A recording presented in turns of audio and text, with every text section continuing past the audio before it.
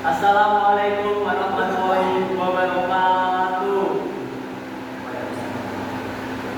Perkenalkan, kami dari kelompok 6 izin mempresentasikan tentang riset-riset yang kami ambil untuk penelitian nanti kami.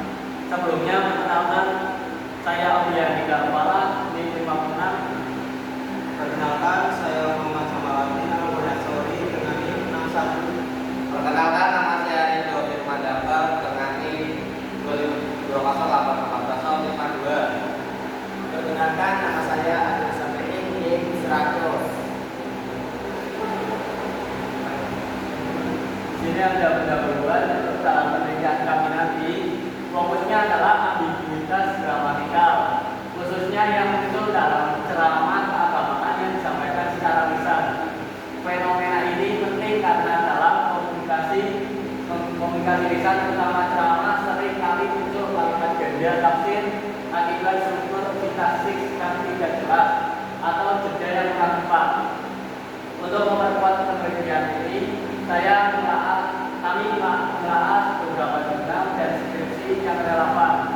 Salah satunya yaitu penelitian oleh Monica Satya Kartika Chandra tahun 2004 berjudul Ambiguitas Makna Trenitok Drama Rasa Kecamatan untuk menciptakan reward. Lalu Marcella Tirsa Modal 2021 Ambiguitas Gramatikal dalam film The Interview tahun 2014. Nah, ini ada sintaksis dan hubungan dengan penelitian. Yang pertama, faktor Monica Satya Kartika Chandra tahun 2024 yang kami ambil bagian metodologinya karena penelitian ini menggunakan pendekatan deskriptif kualitatif sama seperti yang akan kami gunakan. Metode ini cocok untuk menganalisis data bahasa alami seperti ukuran ceramah Mama Buron yang relevan dengan penelitian kami. Penelitian ini mengklarifikasikan ambiguitas gramatikal menjadi 3 jenis, yaitu ambiguitas akibat proses morfologis, ambiguitas akibat perubahan bahasa, dan ambiguitas akibat konteks. Dari sini kami akan mengadopsi kerangka klarifikasi tersebut untuk menganalisis kalimat ambigu pada ceramah Mama Buron. Misalnya, ketika beliau menggunakan struktur kalimat yang menyebabkan tafsir ganda seperti orang yang tidak sholat akan rugi, yang bisa diartikan orang yang tidak sholat atau sholat yang tidak dilakukan benar.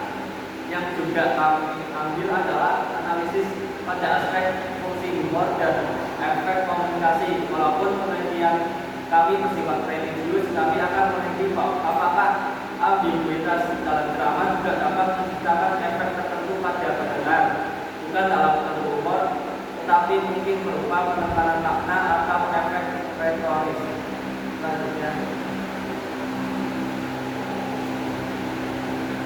Selanjutnya di sini ada sintaksis dan hubungan dengan penelitian. Penelitian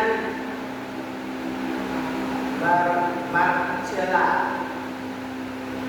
Tirsa Modal 2021 ambiguitas gramatikal dalam film The Interview. Kami akan mengambil kerangka teori Ullman 1962 yang digunakan untuk mengklasifikasikan ambiguitas gramatikal menjadi 3 bentuk. Pertama, prefix dan sufiks. 2, akhiran inflesional. 3, frasa bercabang. Equivocal prokrasi. Pendekatan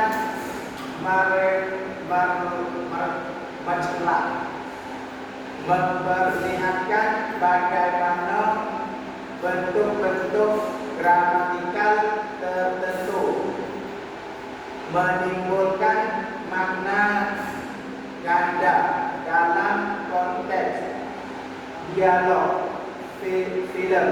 Kami akan mengadaptasi teori ini untuk mengidentifikasi ambiguitas struktural dalam kalimat ceramah.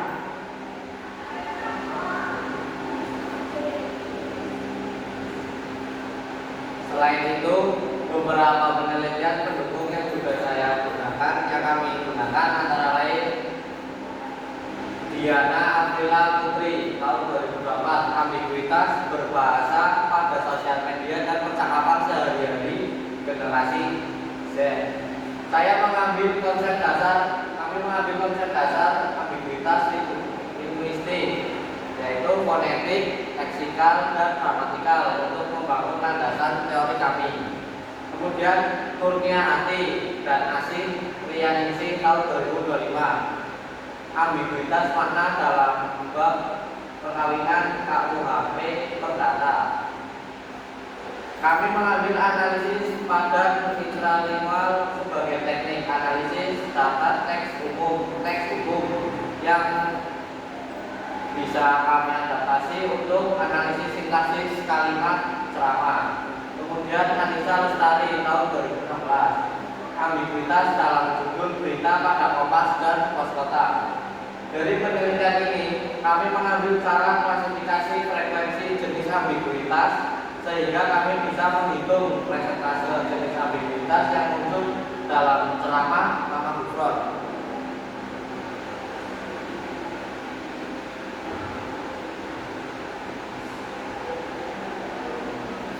Kemudian sintesis akhir. Berdasarkan beberapa penelitian tersebut, kami menyusun sintesis sebagai berikut.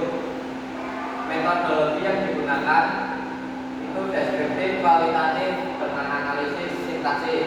Kemudian sumber datanya transkrip ceramah Mama Gufron. Kemudian perangkat teori, klasifikasi ambiguitas gramatikal menurut Ullman dalam Panida 2016. Kemudian tujuan penelitiannya mendeskripsikan bentuk dan fungsi ambiguitas gramatikal dalam ceramah serta melihat efek komunikatifnya terhadap pendengar. Dari seluruh referensi yang kami pelajari, kami mengambil dari paper TikTok, yaitu perangkat jenis ambiguitas gramatikal. Dari penelitian hukum, mengambil metode analisis intralingual. Kemudian dari penelitian berita, format kategorisasi dan presentasi data. Dan dari penelitian gadget, pemahaman teori linguistik dasar tentang ambiguitas. Nah, jadi di sini kesimpulan dari sintesis kami yaitu dari berbagai penelitian yang kami pelajari dapat disimpulkan bahwa ambiguitas gramatikal merupakan fenomena linguistik yang tidak hanya muncul karena kesalahan bahasa, tapi juga memiliki fungsi komunikatif dan retoris. Dari penelitian Monika Septia Kartika Chandra, kami memahami bahwa ambiguitas dapat diklasifikasikan berdasarkan asal penyebabnya, baik dari morfologi, frasa maupun konteks, dan dapat digunakan untuk menciptakan efek tertentu dalam komunikasi. Lalu dari penelitian Marcella Sabodal menegaskan pentingnya teori Stephen Ullman yang menguraikan ambiguitas gramatikal menjadi 3 bentuk utama: prefiks, sufiks, dan akhiran infleksional serta frasa bersarta. Kerangka ini menjadi dasar utama dalam rancangan penelitian analisis penelitian kami. Sementara penelitian dari Sani Ahmad Amin menunjukkan bahwa ambiguitas juga dapat dimanfaatkan sebagai sarana penyampaian pesan sosial dan humor dalam karya populer, bukan hanya sebagai bentuk kekeliruan linguistik. Temuan ini menginspirasi kami untuk meninjau apakah ambiguitas dalam ceramah juga berperan dalam memperkuat pesan dakwah dan membangun kedekatan dengan audiens.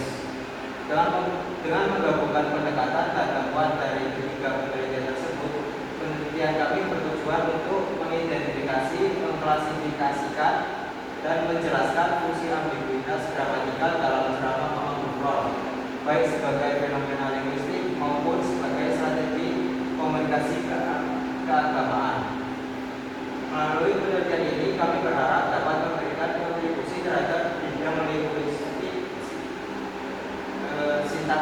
terutama dalam memahami bagaimana struktur bahasa lisan religius dapat menimbulkan makna ganda yang memperkaya pesan dakwah sekaligus memperluas studi tentang fungsi ambiguitas dalam komunikasi sehari-hari. Sekian dari presentasi kami. Terima kasih. Wassalamualaikum warahmatullahi wabarakatuh.